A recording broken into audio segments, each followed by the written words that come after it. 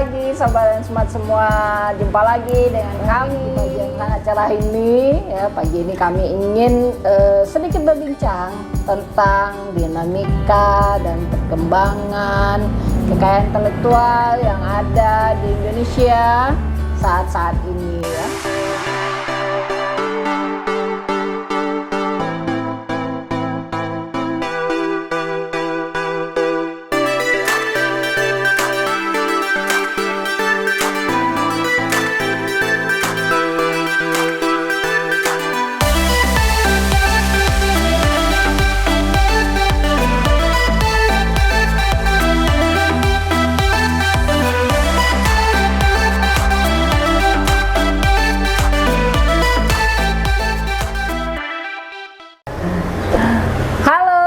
Pagi sobat dan smart semua, jumpa lagi dengan kami, saya dengan Lusda dan dengan Reni Sunarti ya. Baik, di pagi yang sangat cerah ini ya, pagi ini kami ingin sedikit berbincang tentang dinamika dan perkembangan kekayaan intelektual yang ada di Indonesia saat-saat ini ya. Jadi mungkin sobat dan smart banyak sekali mendengar ya berita-berita atau membaca tentang ada yang lapor si A, ada yang mempermasalahkan hak ciptanya begitu, ada yang tidak terima, ada yang mendaftarkan mereknya sama seperti itu. Jadi ini dinamika persoalan yang banyak sekali ada di sekitar pelaku usaha ataupun oleh para insan kreatif begitu. Oke, sobat dan semuanya, dalam bincang pagi kita, ini kita sudah dengan Ibu Reni. Bu Reni, akhir-akhir ini banyak ya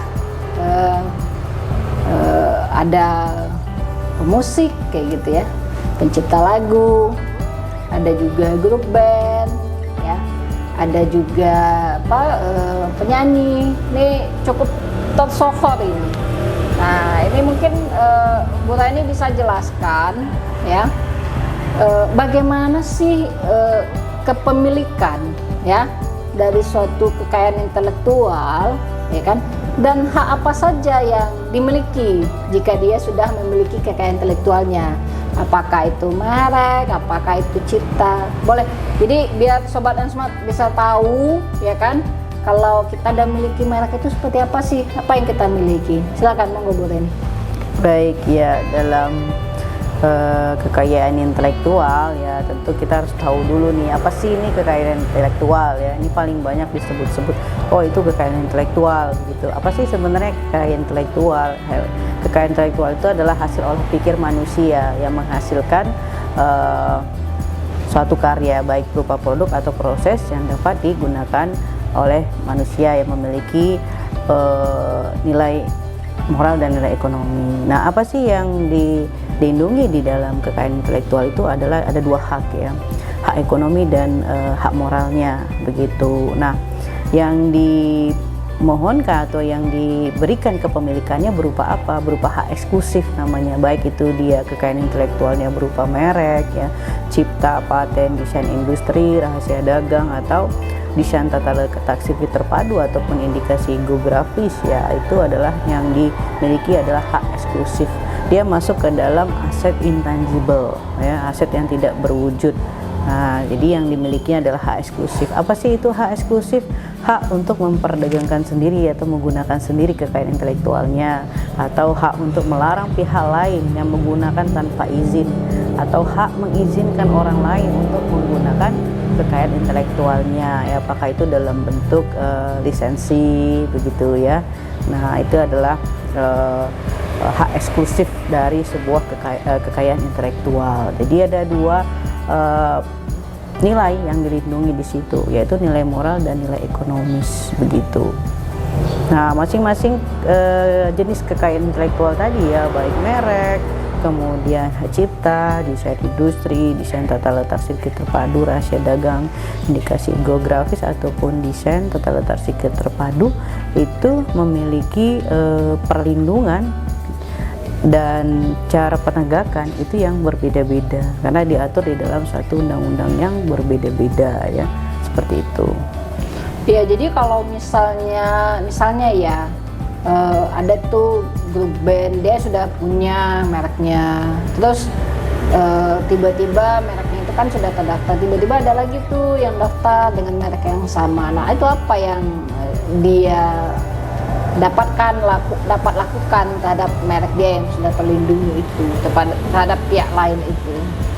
Iya, tentu itu sebagai dasar ya bagi si pemiliknya untuk melarang pihak lain menggunakan tanpa izin karena dia lebih dulu terdaftar. Nah, di dalam merek itu diatur di dalam Undang-Undang Nomor 20 Tahun 2016 tentang merek dan indikasi geografis ya, bagi pemohon merek yang sudah diberikan atau statusnya sudah didaftar, artinya sudah memiliki hak eksklusif ya. Nah, itu sudah bisa melakukan atau menggunakan sendiri, melarang pihak lain atau mengizinkan pihak lain. Nah, di dalam undang-undang itu si pemilik merek bisa menggunakan upaya-upaya hukum, apakah menuntut secara perdata atau secara pidana. Apa yang dituntut? Melarang pihak lain yang menggunakan tanpa izin kepada pihak-pihak. Nah, ini terkait yang sudah mendaftar setelah si pemiliknya dan pemiliknya sudah berstatus terdaftar, maka si pemilik bisa menuntut pihak lain itu, baik langkahnya perdata ataupun pidana. Nah, kalau merek dan haki yang lainnya itu kan deliknya delik aduan, silahkan melakukan aduan begitu, sehingga nanti akan diproses. Jadi nggak boleh ya Bu Reni ya, kalau sudah ada orang lain yang daftar terus kita daftar juga, nah itu apa ada beda ya? Misalnya mereknya sama, logonya sama, kata-katanya sama gitu, apakah itu untuk, kan kalau merek itu ada kelasnya ya Bu Reni? Iya. Nah itu bagaimana, apakah di semua kelas, oh pokoknya saya udah daftar satu nih berarti punya saya nih semuanya nih gitu, atau bagaimana Bu Reni?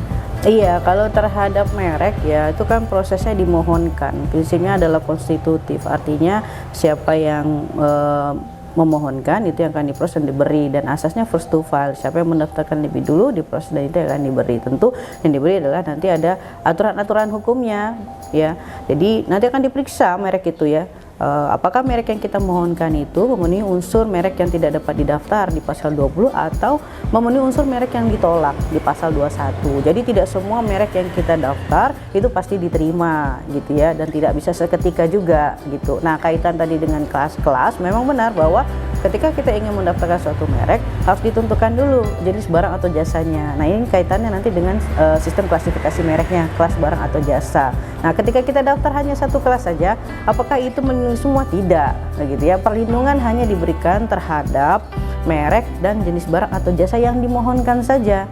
Nah, yang nantinya itu akan tercantum di dalam sertifikat merek sebagai bukti kepemilikan. Contohnya misalnya mereknya adalah Rangemark. Rangemark ini dimohonkan untuk jasa konsultan HKI. Maka negara memberikan hak eksklusif kepada sepemilik merek, yaitu merek Rangemark untuk jasa konsultan HKI saja begitu. Jika ada pihak lain yang mendaftarkan merek yang memiliki fonetik ucapan yang sama gitu ya, untuk jenis barangnya adalah misalnya pupuk, nah itu berbeda.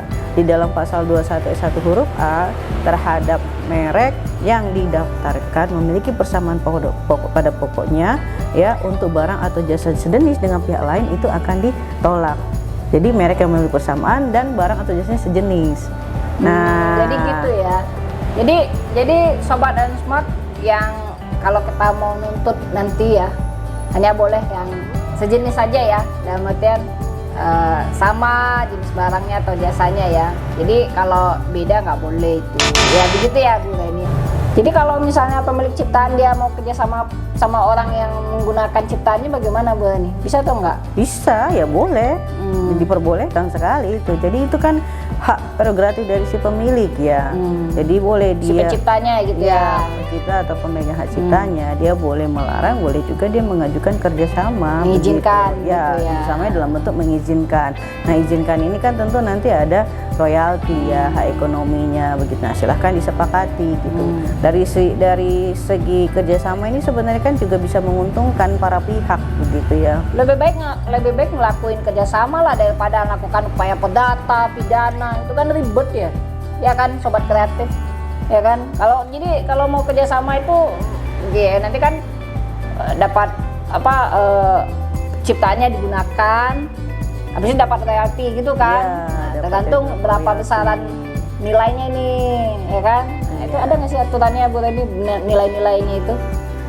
Iya, untuk terkait nilai royalti itu pemerintah sudah mengatur ya terhadap beberapa ciptaan, namun belum semuanya ya secara keseluruhan.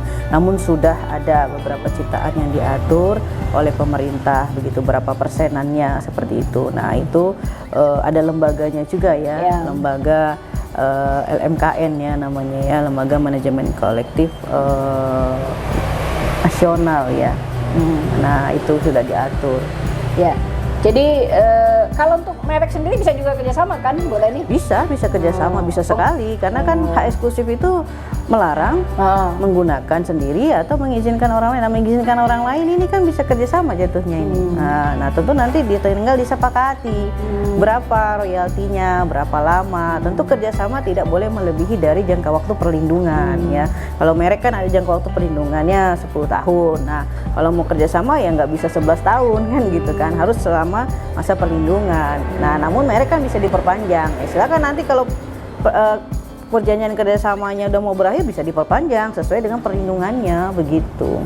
Jadi kalau Bu Reni, kalau misalnya ada nih banyak orang tuh yang bermasalah seperti itu saran terbaiknya apa sih? Upaya hukum kah, perdata pidana yang cenderung macam-macam begitu, atau ya diarahkan untuk lebih bekerja sama aja biar lebih digunakan, mau apa mereknya, mau ciptanya, atau desain industrinya, atau patennya, atau gimana sih? Ya tentu kan harus dikembali lagi kepada si pemilik ya, dia maunya seperti apa begitu. Karena ada yang begini, kalau kita lihat dari segi aspek ekonominya begitu ya, tentu akan lebih menguntungkan jika bekerja sama dengan membayarkan sejumlah royalti yang disepakati. Nah ini tentu kan akan memberikan manfaat bagi kedua pihak gitu, bagi yang menggunakan karena itu mendapatkan izin, dia tetap mendapatkan income. Nah bagi si pemilik dia tidak dia menggunakan tapi dia mendapatkan income juga, royalti begitu. Nah ini kan sama-sama bertumbuh, sama-sama mendapatkan income. Namun ada juga yang pemiliknya tuh tidak mau dengan alasan apa, jaminan mutu ya, jaminan mutu dan kualitas ataupun reputasinya apakah bisa dibangun sama seperti si pemiliknya, karena dia akan menghitung atau menilai apakah dengan kejadian kerjasama ini usahanya akan terus maju atau justru nanti akan terjadi penurunan kualitas. Nah tentu hal ini sebenarnya juga bisa diantisipasi begitu ya. Tapi kalau dicipta kan nggak gitu. Kalau dicipta kan dia tinggal pakai aja kan. Kalau dicipta dia boleh pakai itu ciptaannya, dia boleh diperbanyak itu ciptaannya kan? Ya Gitu kalau kan? dicipta ya perbanyakan, pengumuman begitu. Kalau dia merek kan kaitannya dengan reputasi ya dan kualitasnya begitu. Jadi gitu ya Sobat dan Smart ya.